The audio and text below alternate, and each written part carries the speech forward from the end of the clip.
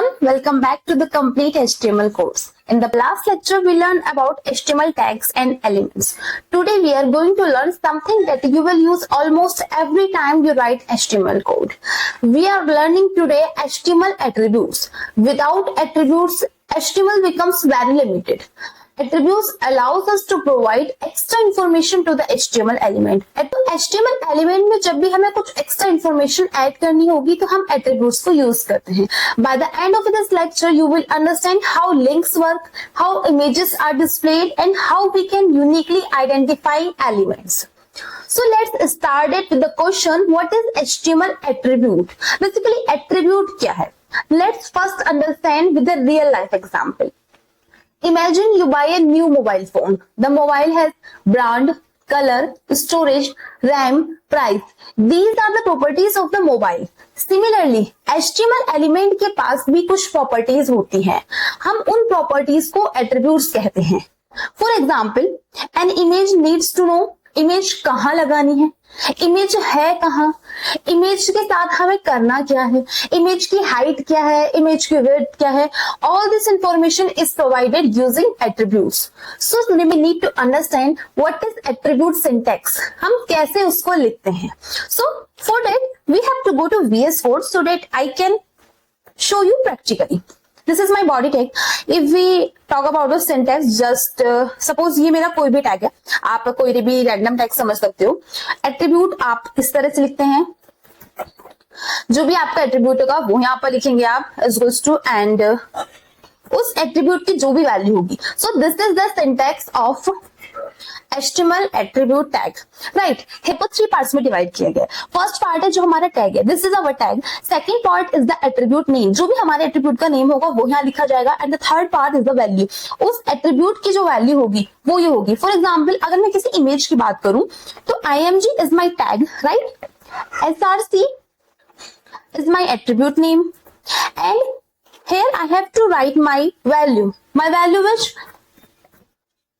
my file name is my value here and this. Okay, so you can see the result here.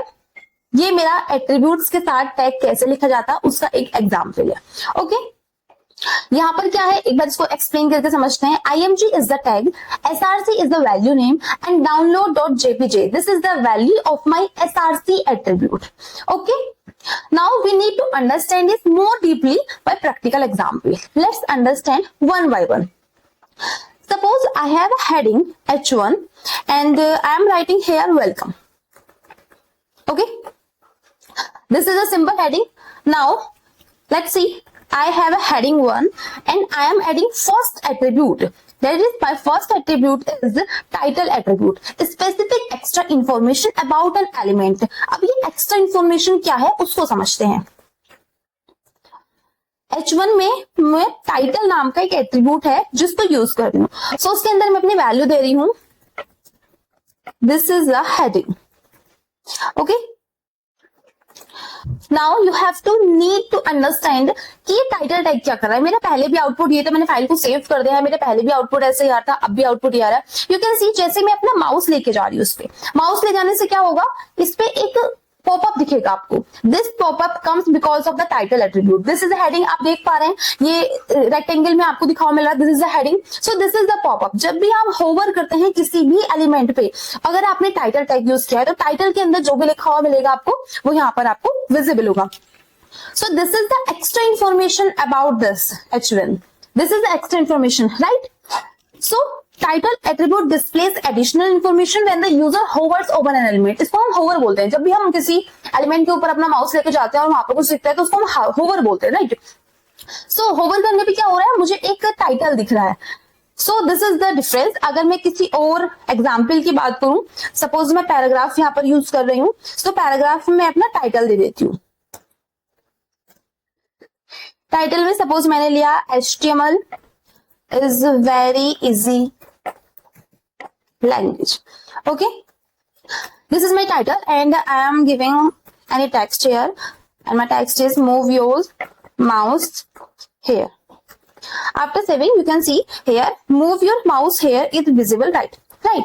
So now you can see similarly on paragraph it is showing HTML is very easy language, and this is the effect due to the title attribute. Now I hope you understand the title attributes. Title attribute क्या करता है, किसी भी element पे अगर मैं अपना mouse hover कर रही हूँ तो वहां पर क्या होगा, मुझे पॉपअप दिखेगा और पॉपअप में वो मुझे मैसेज दिखा मिलेगा जो मैंने अपने टाइटल के अंदर यूज किया है, right? So moving to our next attribute. Our next attribute is ID. Okay.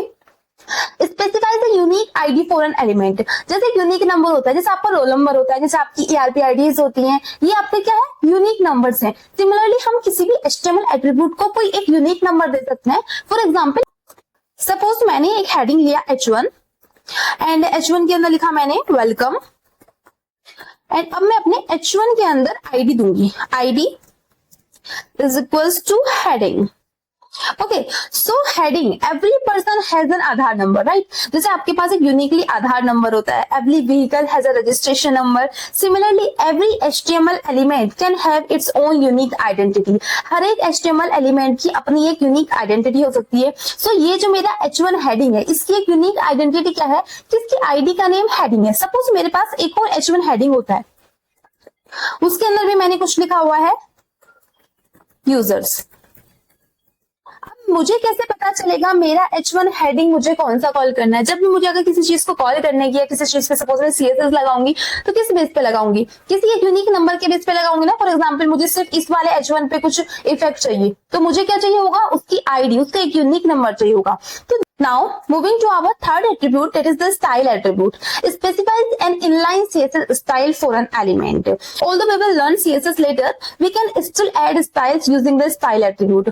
अभी हम कोई CSS नहीं पढ़ रहे हैं, बस हम एक स्टाइल एट्रीब्यूट से थोड़ा सा स्टाइल अपने टेक्स्ट में या किसी भी अपने कंटेंट में यूज कर सकते हैं. फॉर एग्जाम्पल ये मेरा फर्स्ट हेडिंग है, अगर मैं इसमें अभी के लिए टाइटल टैग हटा देती हूँ. Just we need to understand all the attributes.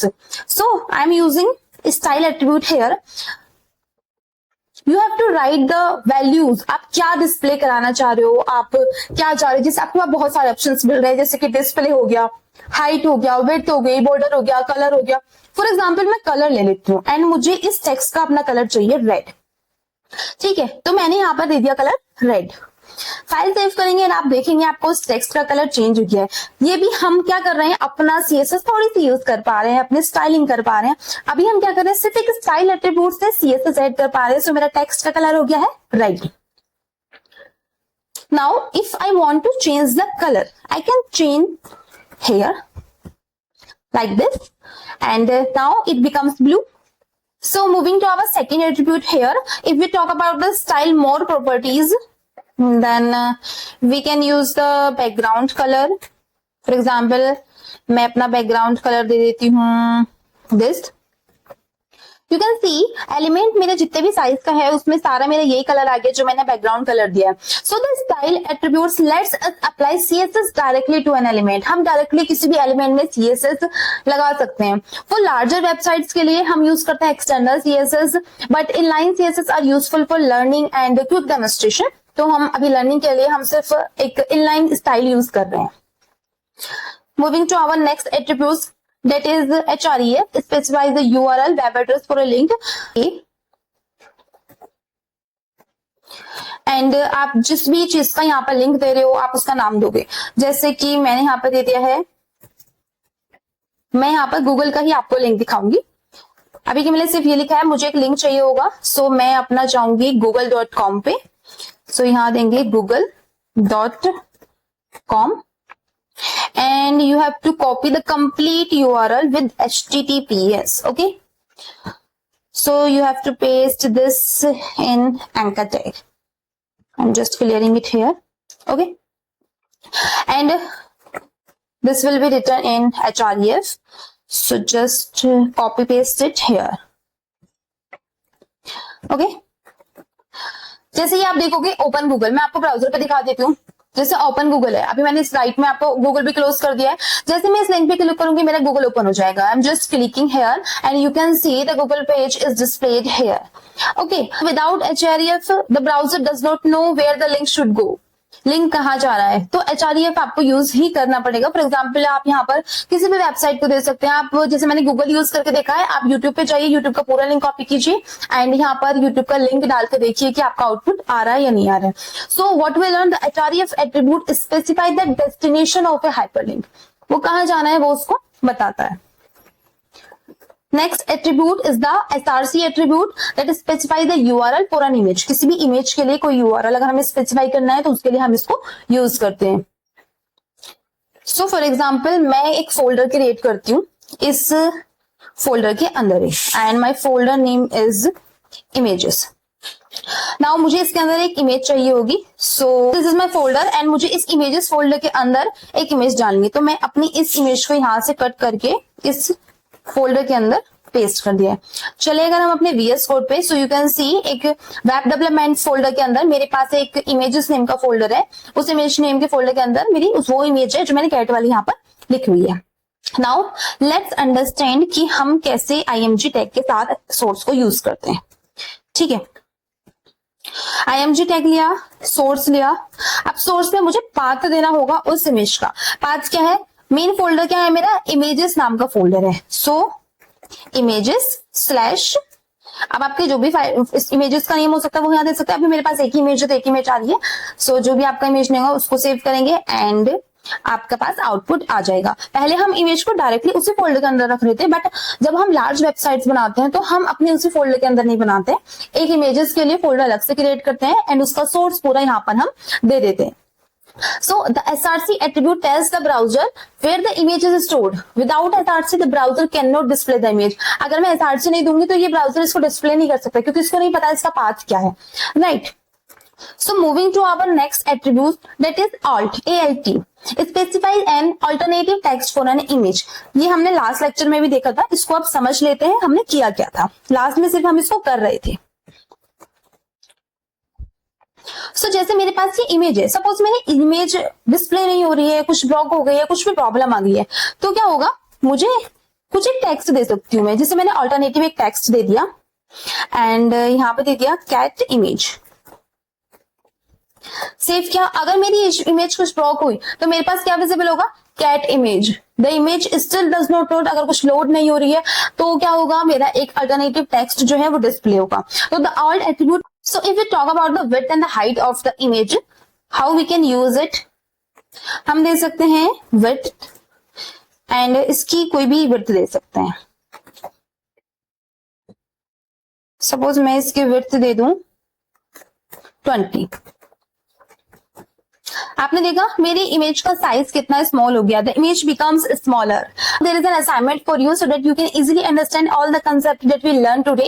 You have to create a web page that contains a heading with a title attribute, a paragraph with an ID attribute, a colored heading using the style attribute, a link to your favorite website using href, an image using src, ALT and width. Try changing the values of these attributes and observe how the web pages changes. Okay. So today you have learned one of the most practical parts of the HTML attribute. You will use them in almost every web page you build. If you learned something from the video, just like, share and comment. Thank you for watching.